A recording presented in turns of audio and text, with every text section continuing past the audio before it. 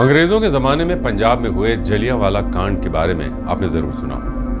दुनिया भर के लोग आज उस कांड के बारे में सोचकर आज भी सिहर जाते हैं। लेकिन क्या आपने हरियाणा में हुए जलियांवाला कांड के बारे में कभी सुना है? शायद पता भी नहीं होगा। दरअसल हरियाणा की राजनीति हमेशा से ही उबाल पर रही। आज के बदलते दौर में भले ही शांति प्रिय ढंग से चुनाव संपन्न हो जाते हो, लेकिन एक वक्त ऐसा भी था जब हरियाणा में एक उपचुनाव के वक्त खून की होली खेली गई थी। जो भी सियासतदानों या रसूखदार परिवारों के खिलाफ आवाज उठाता या चुनाव लड़ने की हिमाकत करता, उसे या तो पुलिस उठाकर ले जाती थी या फिर उसकी लाश किसी सड़क किनारे पड़ी मिलती थी। नमस्कार, मैं हूं संजीव चौहान आपके साथ। तो परिवारवाद हमेशा से देश की राजनीति पर हावी रहा, फिर चाहे केंद्र सरकारें हो, राज्य सरकारें। अपने परिवार को आगे बढ़ाने वालों की कोई कमी नहीं रही।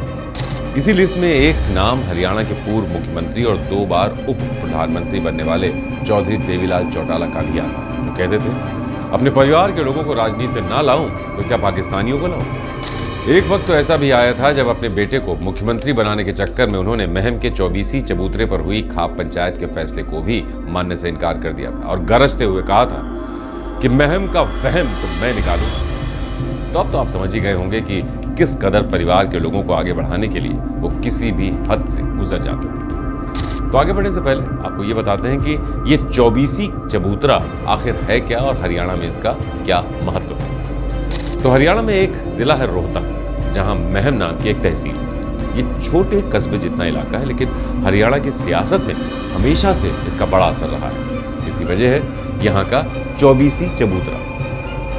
इस चबूतरे में महम के उन शहीदों को दफन किया गया था जो 1857 की आजादी के विद्रोह में अंग्रेजों से लड़ते हुए मारे गए थे।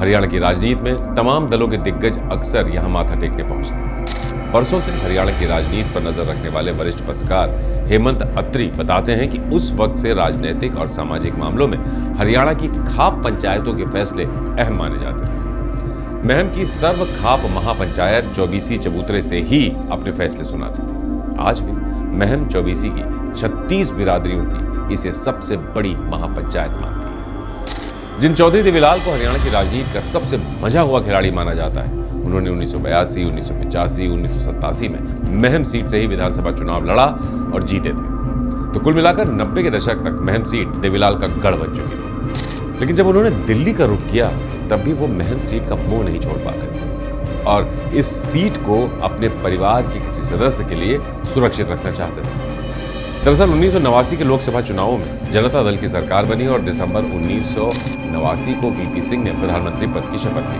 उनके साथ ही चौधरी देवीलाल को उप प्रधानमंत्री बनाया गया। दिल्ली आने के लिए देवीलाल को हरियाणा विधानसभा से इस्तीफा देना पड़ा। महम की सीट खाली हो गई। इसी पर उपचुनाव होना था। देवीलाल ने अपने तीनों बेटों में से सबसे बड़े ओम प्रकाश चौटाला को हरियाणा का सीएम बनाने का मन बना लिया था, जो उस वक्त राज्यसभा सांसद थे। 2 दिसंबर 1989 को जिस दिन दिल्ली में वीपी सिंह पीएम बने, ठीक उसी दिन राज्यसभा छोड़कर आए ओपी चौटाला ने हरियाणा के सीएम पद की शपथ ली, क्योंकि उस समय ओपी चौटाला हरियाणा विधानसभा के सदस्य नहीं थे और संविधान के मुताबिक उन्हें सीएम बनने के 6 महीने के अंदर अंदर विधायक बनना जरूरी था। तो लिहाजा तय किया गया कि ओपी चौटाला को उनके पिता की खाली हुई महम सीट से ही चुनाव लड़ाया जाएगा। वरिष्ठ पत्रकार कहते हैं, महम की सीट और हरियाणा में मिले जनादेश को देवीलाल और उनके परिवार ने फॉर ग्रांटेड ले लिया। देवीलाल अक्सर कहते थे कि अपने बेटे को नहीं तो थारे बेटे को सीएम बनाऊं के। चौटाला नहीं जानते थे कि यही ओवर कॉन्फिडेंस उन पर किस कदर भारी पड़ने वाला। महम 24 की पंचायत देवीलाल के इस फैसले से काफी नाखुश थी। वो चाहते थे कि महम सीट से चौटाला परिवार नहीं बल्कि आनंद सिंह डांगी चुनाव लड़ें, जो एक वक्त पर देवीलाल के इतने करीबी थे कि उनका चुनाव अभियान संभालने से लेकर सभी बड़े फैसलों में आनंद की ही अहम भूमिका हुआ करती थी। एक इंटरव्यू में डांगी बताते हैं कि 1982, 1985 और 1987 के चुनाव में देवीलाल सिर्फ पर्चा भरकर चले जाते थे। हम उन्हें चुनाव के बाद बताते थे कि आप महम से विधायक बन गए। उन्हें ये तक नहीं पता होता था कि चुनाव अभियान कैसा चल रहा है, वोट कैसे मांगे जा रहे हैं, खर्चा कहां से हो रहा है। ये सब काम हम देखते थे और वो बेखबर रहते थे। और जब हमें हमारा हक देने की बारी आई तो उन्होंने अपने परिवार के व्यक्ति को आगे कर दिया। हालांकि डांगी के पीछे महम 24 की ताकत थी, लिहाजा उन्होंने चौटाला के खिलाफ निर्दलीय प्रत्याशी के तौर पर पर्चा भर दिया। अब दावा किया जाता है कि ओम प्रकाश चौटाला के भाई रणजीत सिंह तब सरकार में मंत्री थे। वो भी को हटाकर खुद हरियाणा का मुख्यमंत्री बनना चाहते थे। और डांगी रणजीत सिंह चौटाला खेलने के आदमी थे, इसलिए उन्हें चुनाव लड़ाया गया था। इस बारे में हेमंत अत्री भी कहते हैं कि आनंद डांगी के लिए विधायक बनना ही बड़ी बात थी। उनके महम से चुनाव लड़वाने के फैसले के पीछे रणजीत सिंह का हाथ था, जो खुद सीएम बनना चाहते थे, जबकि देवीलाल का झुकाव ओपी चौटाला की तरफ। एक इंटरव्यू में आनंद सिंह डांगी बताते हैं कि पंचायत ने मुझे चुनाव लड़ाने का फैसला लेते हुए दिल्ली जाकर देवीलाल का आशीर्वाद लेने को कहा, तो हम दिल्ली के हरियाणा भवन पहुंचकर उनसे मिले। हमारे साथ करीब 2500 लोग थे। देवीलाल ने हमसे कहा कि मैं इसको पंचायत नहीं मानता, मैं खुद आकर देखूंगा कि पंचायत हुई भी है या नहीं। हमारे साथ गए लोगों को ये अपना अपमान लगा।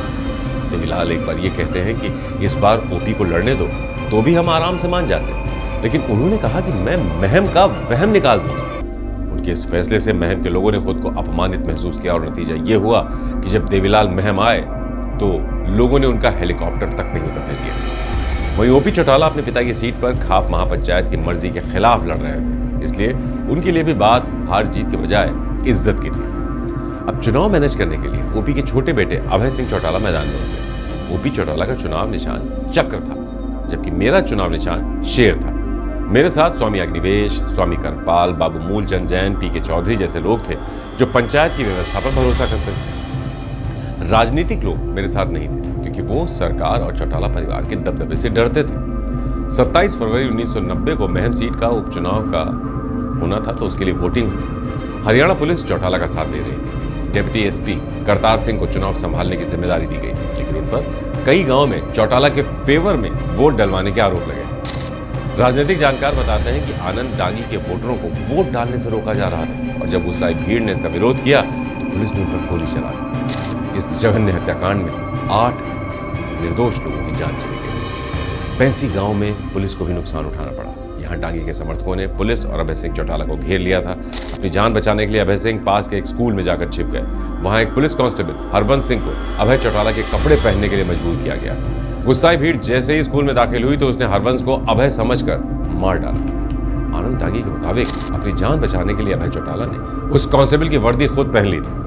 उस समय देवीलाल ने यह ऐलान किया कि चाहे कितना भी नरसंहार हो जाए, लेकिन मेरा पोता बचना चाहिए। इसके बाद आनंद और उनके समर्थकों ने चुनाव रद्द करवाने के लिए खूब धरना प्रदर्शन किया। चौटाला परिवार की सारी करतूतों का कच्चा चिट्ठा चुनाव आयोग के सामने रखा गया और फिर जैसे तैसे चुनाव रद्द कर दिया गया। कुछ वक्त गुजरा, लेकिन महम के हालात अब भी नासाज थे। 21 मई 1990 को महम सीट पर दूसरी बार उपचुनाव के लिए वोटिंग होनी थी। ओपी चौटाला के लिए एक और सीट खाली करवाई गई, लेकिन वो तो महम से ही चुनाव लड़ने पर अड़े हुए थे। जबकि महम की जनता का पिछला जख्म अभी भी हरा था।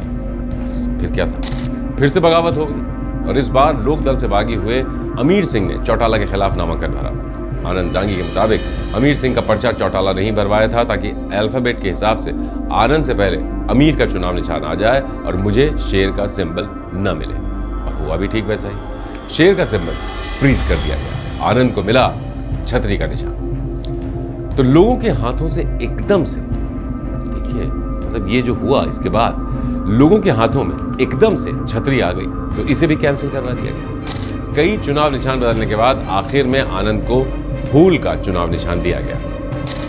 अब महम सीट पर दूसरी बार वोटिंग होने ही वाली थी कि उससे 5 दिन पहले 16 मई 1990 को भिवानी में अमीर सिंह की लाश पाई गई, हत्या की गई। चुनावी उम्मीदवार की हत्या के चलते फिर से उपचुनाव रद्द हो गया। पुलिस ने अमीर सिंह की हत्या के आरोप में आनंद डांगी और उनके भाई समेत 2 लोगों के खिलाफ मुकदमा दर्ज कर लिया।